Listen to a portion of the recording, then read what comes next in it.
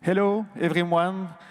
My name is Nicolas Fritz, representing here Content Square, one of the French unicorn. Content Square is a SaaS platform. We help our clients, mainly big brands all around the world, to have a better understanding of the usage of their digital interfaces by the user, and we help our client to optimize their conversion rate online. We started the business 10 years ago, starting really to accelerate 7 years ago. My story, personal story in this company is that I'm not the founder, but I partner with the founder 3 years after the creation of the company. And I remember joining this very small French startup with 20 employees. And 7 years later, we have 13,000 employees all around the globe, in Europe, in the US, in Asia, and in all many different places. And our story also is that we've been helped and funded by BPI since the beginning through different processes. And we are very happy. I'm very happy to be here with you and to celebrate the European entrepreneurship. One of the questions that is asked to us most of the time in the recent months and years is, how is it possible that we have so many unicorns now in France? We are talking about 20 plus unicorns. And what had changed in the French and in the European atmosphere to make it happen? And according to me, it's definitely the maturity of the entrepreneurship world.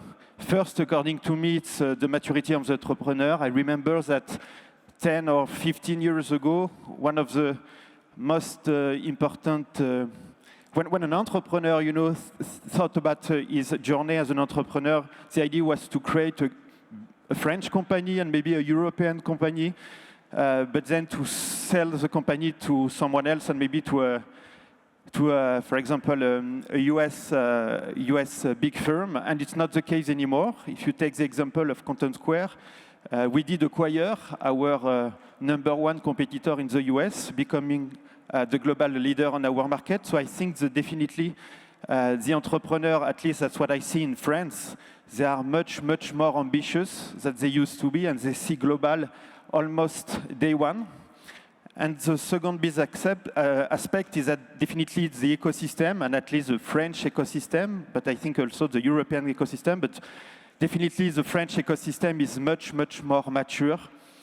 And in terms of financing, I remember, for example, that a few years ago, it was not that complex at this time to raise your first round and to make your series, your seed capital. Not so complex to find hundreds of K to develop your business, but then it was what we call the Death Valley. It was so complex. And now when you meet entrepreneurs and they are talking about seeds, they're talking about 2 million, 3 million, 4 million euros. And it's much, much more easy to finance our project. Thank you, Nico. Apostolos Foteinakis, I'm the CFO of Blueground, the global leader in the 30-day plus stay. So when we started our entrepreneurial journey with Blueground, we had the vision to offer people a home wherever they choose to live. Today, Blueground is the biggest in its space, and we're very proud of the fact that we're able to offer a great living experience to people, and at the same time, enabled with technology and offer a seamless experience across the board. The situation was very different 9 years ago when the company started. There was not so much success in the ecosystem, and there was not much capital available. Over the past year or so, things have changed. We've seen that last year alone, Greek startups have raised more than 500 million euros, and we've also had our first unicorns. What this means is that the ecosystem is in a good trajectory, it's making progress, and it's at pace. It also means that although the more advanced markets, for example in the US, are doing great, startups are coming out from smaller financial markets are also doing well, and it's a growing trend that shows that investment and capital flows into smaller markets as well. Thinking about Greece and the Greek market, how can we create use the Greek market as a sandpit to attract more investment? So it's important to say that bringing more success brings more investment. More investment brings more jobs, well-paid jobs, for Greeks to return to home. And this creates a positive impact to the economy as well. This is a virtuous circle that is the benefit for everyone. But how do we achieve this? First of all, entrepreneurs have to look early on for opportunities abroad, international opportunities, in order to attract international interest as well. Second, build for the long run. So building a company requires vision, values, and a great working environment. All these take time. Third, public funds managed by the HDBI, for example, or EIF, they can actually bridge the funding gap that Greek startups require, and also set the context in terms of investing in startups. It's not about only helping businesses grow, but it's also about generating financial returns. And this is how we can make it happen.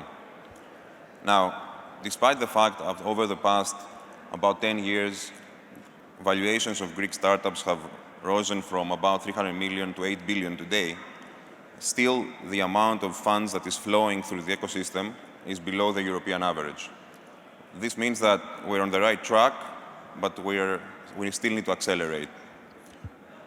How we can do that? We can all work together in order to achieve this acceleration and create this flywheel effect that will enable more capital, more talent, and more investment to come home. So these were the main points from my side. I have a question for you. In the development of your business today, what is your number one challenge? Is it financing? Is it recruiting? Is it something else? Regulation? What is it today? Yes. It has been more about being able to scale globally a heavily operational business. And this happened through the use of technology. So our primary focus has been technology and at the same time, of course, being able to fund the business from early on. So at the beginning, for example, we relied on early believers, angel investors, and funds that were able to support us. And as we grew, we've been able to tap on the markets even more efficiently. Okay. For us, the number one challenge is definitely recruitment, finding the right talents, and mainly on the tech part. So I'm very happy to hear that we have great talents here in Greek and that we can contact your Prime Minister that will help us to recruit maybe our next team here in Greece. Thank you very much, everyone. Thank you, everyone. Have a good day.